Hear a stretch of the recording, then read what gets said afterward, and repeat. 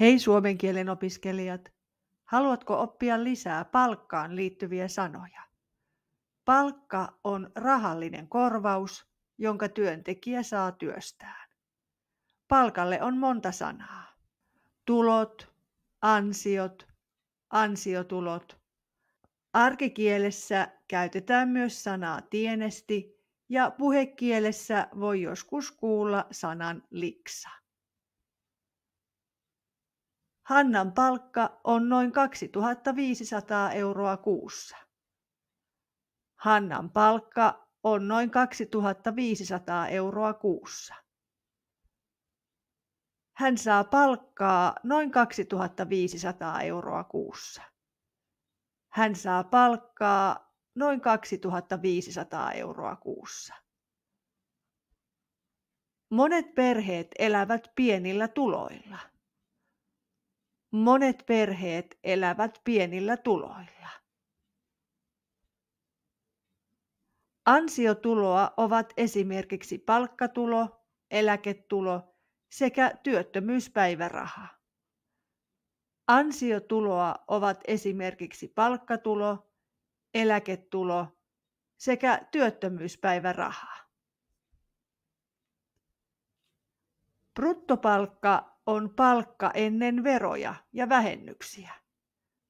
Nettopalkka on palkka verojen jälkeen eli käteen jäävä palkka. Hannan bruttopalkka on 2500 euroa. Hänen nettopalkka on noin 1900 euroa. Hannan bruttopalkka on 2500 euroa. Hänen nettopalkka on noin 1900 euroa. Hanna saa bruttona palkkaa 2500 euroa. Nettona käteen jää noin 1900 euroa. Hanna saa bruttona palkkaa 2500 euroa. Nettona käteen jää noin 1900 euroa. Sivutulot. Sivutulot ovat lisätuloja varsinaisen palkan lisäksi. Esimerkiksi toinen työ, keikkatyöt tai harrastuksista saadut tulot. Hän hankkii sivutuloja olemalla lapsenvahti naapureiden lapsille. Hän hankkii sivutuloja olemalla lapsenvahti naapureiden lapsille. Sitten verbejä. Saada palkkaa, nostaa palkkaa, ansaita, tienata, netota. Kuinka paljon lentäjät saavat palkkaa? Kuinka paljon lentäjät ansaitsevat? Kuinka paljon lentäjät saavat palkkaa? Kuinka paljon lentäjät ansaitsevat? Paljonkohan hän tienaa lentäjänä? Paljonkohan hän tienaa lentäjänä? Mitähän se nettosi siitä hommasta? Mitähän se nettosi siitä hommasta? Tämä on siis puhekieltä ja tarkoittaa samaa kuin kuinka paljon hän sai palkkaa siitä työstä. Palkkio. Palkkio on maksu työstä tai tehtävästä. Se on usein kertaluonteinen, eli se maksetaan vain kerran, ja se ei välttämättä ole säännöllinen palkka. Kertakorvaus on maksu, joka maksetaan vain kerran. Se ei ole jatkuvaa tuloa. Luennoitsija sai palkkion esityksestään. Luennoitsija sai palkkion esityksestään. Mahtavaa! Meille luvattiin 1000 euron palkkio hyvästä työstä. Mahtavaa! Meille luvattiin 1000 euron palkkio hyvästä työstä. Tiimityöhön osallistuvat saivat kaikki 300 euron kertakorvauksen. Tiimityöhön osallistuvat saivat kaikki 300 euron kertakorvauksen. Sitten erilaisia palkkoja. Kuukausipalkka. Se maksetaan joka kuukausi. Opettajilla on yleensä kuukausipalkka. Opettajilla on yleensä kuukausipalkka. Tuntipalkka. Tuntipalkka maksetaan tehtyjen tuntien perusteella. Jarin uudessa kesätyössä maksetaan tuntipalkkaa 11 euroa tunnilta.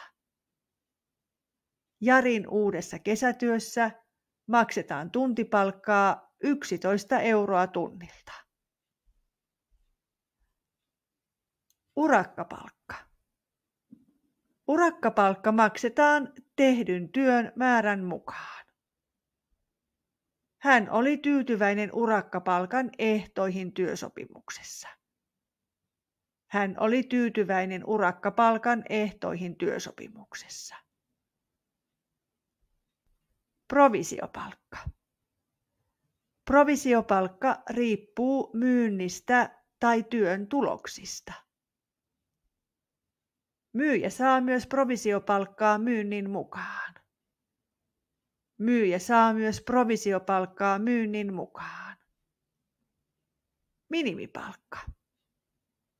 Minimipalkka on alin sallittu palkka työehtosopimuksen mukaan.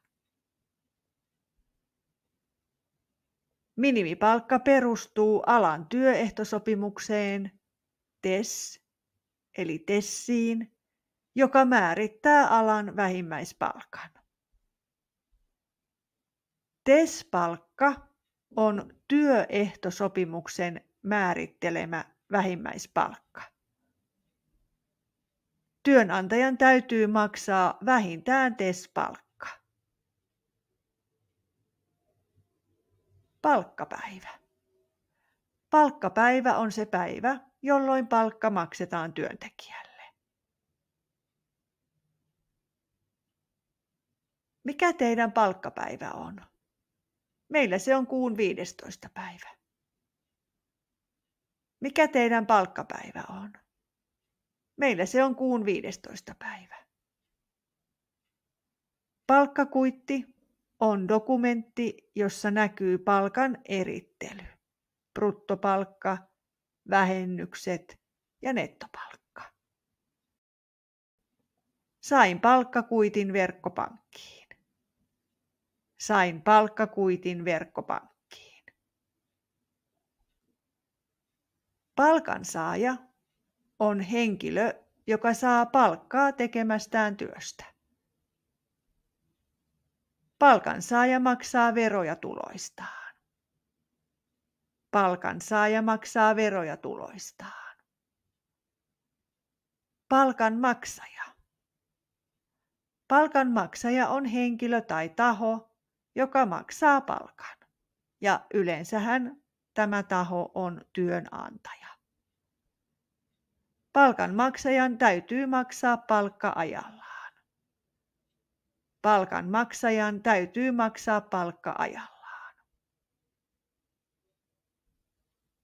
Palkan osat ja lisät. Eli mistä palkka muodostuu? Peruspalkka. Peruspalkka on työn perusosa. Ylityökorvaus on lisä maksetusta ylityöstä. Sunnuntaikorvaus tai sunnuntailisä on korvaus, joka maksetaan sunnuntaina tehdystä työstä. Hänen peruspalkkansa on 2300 euroa kuukaudessa. Hänen peruspalkkansa on 2300 euroa kuukaudessa. Sain ylityökorvauksen, koska tein 3 tuntia ylimääräistä työtä. Sain ylityökorvauksen, koska tein 3 tuntia ylimääräistä työtä.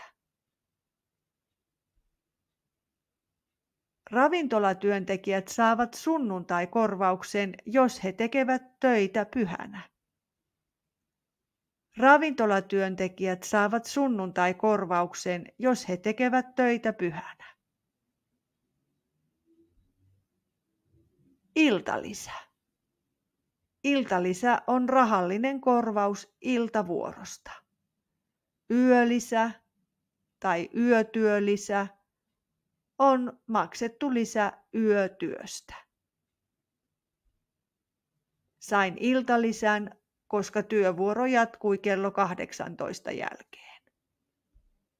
Sain iltalisän, koska työvuoro jatkui kello 18 jälkeen. Yölisä maksetaan yleensä kello 23 jälkeen tehdyistä tunneista. Tai yölisä maksetaan yleensä kello 11 jälkeen tehdyistä tunneista. Luontoisedut tai luontaisedut. Näitä ovat esimerkiksi autoetu, puhelinetu, lounasetu. Minulla on työssä luontoisetuna puhelin- ja lounasetu. Minulla on työssä luontoisetuna puhelin- ja lounasetu. Autoetu on tavallinen esimerkki luontoiseduista. Autoetu on tavallinen esimerkki luontoiseduista. Seuraavaksi vähennykset ja maksut. Verot. Verokortti. Verot on pakollinen maksu, jonka valtio kerää yhteiskunnan palveluja varten. Verokortissa näkyy palkka ja veroprosentti. Palkasta vähennetään vero automaattisesti. Palkasta vähennetään vero automaattisesti. Maksetut verot näkyvät palkkakuitissa. Maksetut verot näkyvät palkkakuitissa. Jos tulot muuttuvat, pitää tilata uusi verokortti. Jos tulot muuttuvat, pitää tilata uusi verokortti. Veronalainen tulo on se tulo, josta pitää maksaa veroa. Esimerkiksi palkka, luontoisedut, palkkiot. Ennakonpidätys. Ennakonpidätys on työnantajan tekemä veron ennakkomaksu palkasta. Se vähennetään suoraan bruttopalkasta. Palkka on veronalaista tuloa. Palkka on veronalaista tuloa. Luontoisedut, kuten autoetu, lasketaan veronalaiseksi tuloksi. Luontoisedut, kuten autoetu, lasketaan veronalaiseksi tuloksi. Palkasta menee ennakonpidätys joka kuukausi. Palkasta menee ennakonpidätys joka kuukausi. Ennakonpidätysprosentti riippuu verokortista. Ennakonpidätysprosentti riippuu verokortista. Veronpalautus. Veronpalautus on raha, jonka verottaja, eli valtio, maksaa takaisin, jos palkansaaja on maksanut liikaa veroja vuoden aikana. Jäännösvero eli mätkyt on lisävero, joka täytyy maksaa, jos on maksanut liian vähän veroja vuoden aikana. Sain veronpalautusta 350 €. Sain veronpalautusta 350 euroa. Veronpalautukset maksetaan yleensä loppuvuodesta. Veronpalautukset maksetaan yleensä loppuvuodesta. Minulle tuli jäännösveroa 200 euroa. Minulle tuli jäännösveroa 200 euroa. Hän sai mätkyt, koska ennakonpidätysprosentti oli liian pieni. Hän sai mätkyt, koska ennakonpidätysprosentti oli liian pieni. Eläkemaksu. Eläkemaksu tarkoittaa, että työntekijä maksaa jo osan eläkkeestään palkasta. Ammattiliiton jäsenmaksu. Tämä on maksu, joka vähennetään palkasta, jos palkansaaja kuuluu ammattiliittoon. Palkasta vähennetään myös eläkemaksu. Palkasta vähennetään myös eläkemaksu. Maksoin ammattiliiton jäsenmaksun palkasta. Maksoin ammattiliiton jäsenmaksun palkasta. Palkkaneuvottelut. Palkkatoive on summa, jonka hakija mainitsee hakemuksessa, jos sitä kysytään.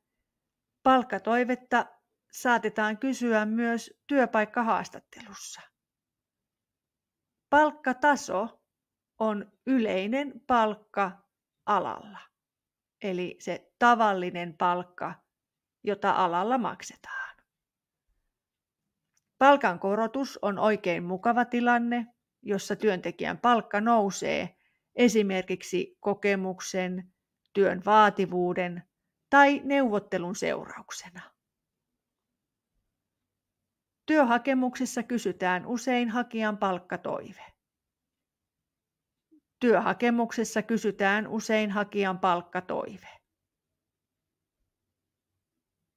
Tällä alalla palkkataso on aika matala. Tällä alalla palkkataso on aika matala. Hän sai palkankorotuksen, kun työtehtävät lisääntyivät. Hän sai palkankorotuksen, kun työtehtävät lisääntyivät. Erityiset tilanteet. Lomaraha. Lomaraha on ylimääräinen rahallinen korvaus, jonka työntekijä saa loman yhteydessä. Lomakorvaus on maksu pitämättömistä lomapäivistä. Eli sellaisista lomapäivistä, joita työntekijä ei ehdi tai voi pitää. Vanhempainraha. Kela maksaa vanhempainrahaa vanhemmalle lapsen hoitamisen ajalta. Lomaraha maksetaan yleensä kesä- tai heinäkuussa. Lomaraha maksetaan yleensä kesä- tai heinäkuussa. Kun työsuhde päättyi, sain lomakorvauksen. Kun työsuhde päättyi, sain lomakorvauksen. Vanhempainraha turvaa toimeentulon vauva-arjen aikana. Vanhempainraha turvaa toimeentulon vauva-arjen aikana. Sanalla raha on monta slangi- ja murresanaa. Tässä joitakin. Jätän nämä tähän luettavaksi. Kiitos, että katsoit ja hyvää päivänjatkoa.